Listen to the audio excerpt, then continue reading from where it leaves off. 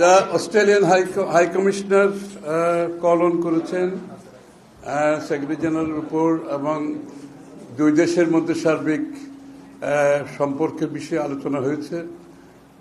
Australian Bangladesh যতগুলো জায়গা আছে এখানে কোথায় কোথায় কোঅপারেশন করা যায় আগামী দিনে এই বিষয়গুলো আলোচনা হয়েছে। এর মধ্যে এডুকেশন একটা বিষয়, এগ্রিকালচার, আমাদের কৃষির ক্ষেত্রে অস্ট্রেলিয়া আপনারা জানেন কৃষিতে অনেক উন্নত দেশ।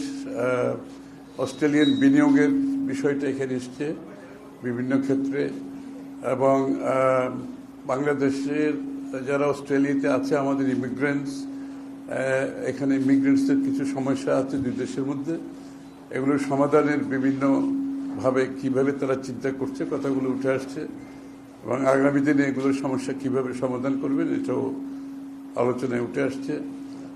আর বাংলাদেশের নির্বাচন, স্বাভাবিকভাবে নির্বাচন তো একটা গুরুত্বপূর্ণ বিষয়, ওইটা উঠে আসছে। তবে নির্বাচনের প্রস্তুতি নিয়ে আলোচনা হয়েছে এবং নির্বাচনের ক্ষেত্রে অস্ট্রেলিয়ার একটা সহায়তা আছে এখানে।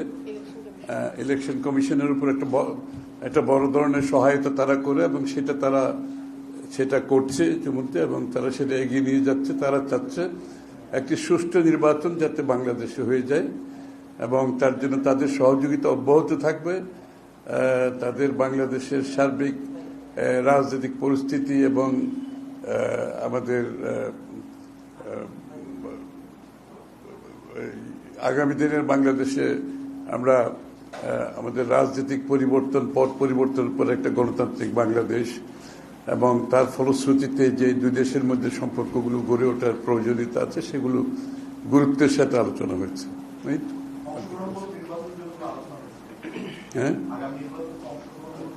হ্যাঁ, অংশগ্রহণমূলক তো আলোচনা হবেই, স্বাভাবিক।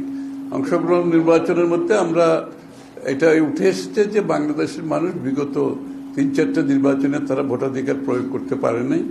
সবাই অধীর আগ্রহে অপেক্ষা করছে, বিশেষ করে নতুন জেনারেশন যারা বয়স 30-এর আশেপাশে, তারা তো ভোটাধিকার মোটেই প্রয়োগ করতে পারে নাই এবং সারা দেশের মানুষ তাদের ভোটাধিকার প্রয়োগ করার জন্য অধীর আগ্রহে অপেক্ষা করছে।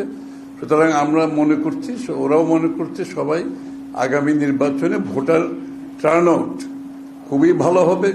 জনগণ অত্যন্ত উৎসাহের সাথে আগ্রহের সাথে ভোট কেন্দ্রে যাবে, পুরুষ মহিলা সব বয়সের ভোটাররা যাবে এবং একটি ভালো ভোট হবে যার মাধ্যমে একটি সরকার নিরপেক্ষ গ্রহণযোগ্য নির্বাচনের মাধ্যমে নির্বাচিত হবে, যেটা গণতন্ত্রের উত্তরণের পথকে এগিয়ে নেবে। না, তাদের কোনো সাজেশন নাই। তারা বিএনপির সংস্কারের উদ্যোক্তা হচ্ছে বিএনপি, এখন না, এটা আগে থেকে, অনেক আগে থেকে বাংলাদেশের সব সংস্কারের উদ্যোক্তা হচ্ছে বিএনপি। সুতরাং এবারও তাই হয়েছে। আমাদের ভিশন 2030 থেকে শুরু করে 27 দফা, 31 দফা এবং এটা জনগণের কাছে নিয়ে যাওয়া এটাকে এবং এটা বাস্তবায়নের জন্য যে একটা জাতীয় সরকার গঠন করা, এগুলো সব আলোচনায় আসছে এবং এটা দ্রুত নির্বাচনের দিকে যাওয়াটাই হচ্ছে দেশের জন্য গুরুত্বপূর্ণ।